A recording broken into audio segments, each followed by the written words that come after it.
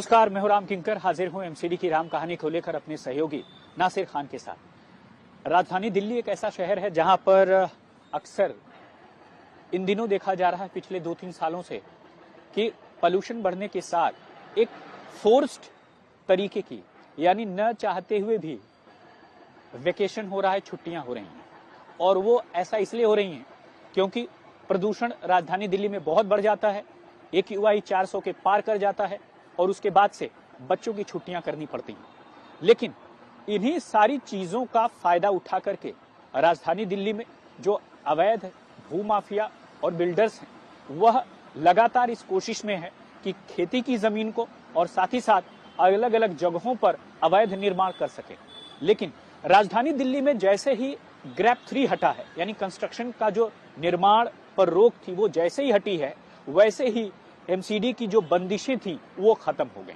और उस बंदिशों के खत्म होने के बाद एमसीडी का जो बुलडोजर है वो लगातार चल पड़ा। किन किन इलाकों में चल पड़ा बताऊंगा आपको, लेकिन उससे पहले आपको बता दूं तकरीबन 440 डिमोलिशन हुए हैं और साथ ही साथ 85 के आसपास सीलिंग की घटनाएं हुई हैं। और अव्वल तो तकरीबन 70 एकड़ खेती की भूमि को कब्जा मुक्त कराया है एमसीडी के बुलडोजर ने।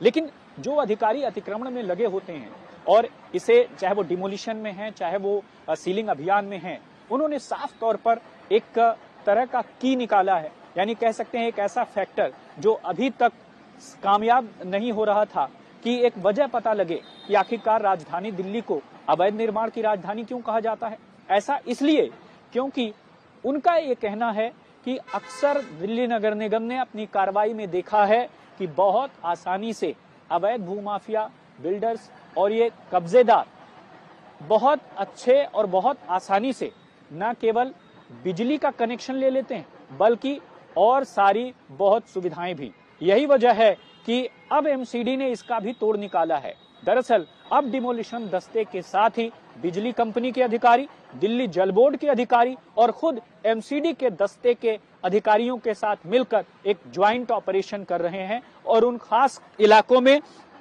जहां पर साफ तौर पर देखा गया है कि अगर कोई दिल्ली नगर निगम एक्ट 1957 का उल्लंघन करता है और साथ ही साथ मास्टर प्लान 2021 का उल्लंघन करता है और एकीकृत बिल्डिंग उपनियम 2016 का उल्लंघन करता है, ये वो 3 चीजें जो मैंने ग्राउंड गिनाया आपको, जहां जहां पर ये वायलेशन एमसीडी को मिल रहा है वहां वहां पर वो बुलडोजर चल रहा है, जमीन दोज कर रहा है उन इलाकों में। और सबसे पहले मैं आपको बताऊं कि ये कार्रवाई हुई है सैनिक फार्म के इलाके में, भाटी माइंस, डेरा विलेज में, सैदुल्ला जाप, संत नगर, ईस्ट ऑफ कैलाश, छतरपुर, बुढ़ारी, जैतपुर, नरेला और इलाकों में की गई है। और खास तौर पर साउथ दिल्ली के पॉश इलाकों में उन फार्म्स को निशाना बनाया गया है जो अवैध निर्माण करार दिए गए थे। और दिल्ली नगर निगम के अधिकारियों का साफ तौर ये कहना है कि आने वाले वक्त में कुछ इस तरह का बुलडोजर लगातार उन इलाकों में चलेगा जहां पर इस तरह के 3 चीजों की, जो मास्टर प्लान 2021 का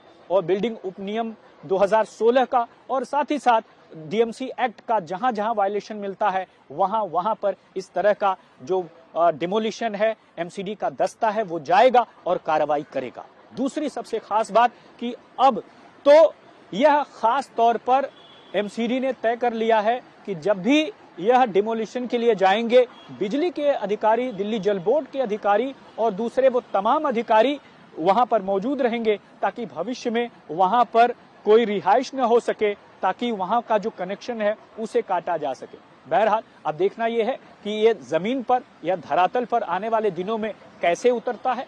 दूसरी सबसे खास बात कि एमसीडी का बुलडोजर अभी कई इलाकों में चलने वाला है। जैसे ही जानकारी मिलती है मैं आपको लगातार दूंगा।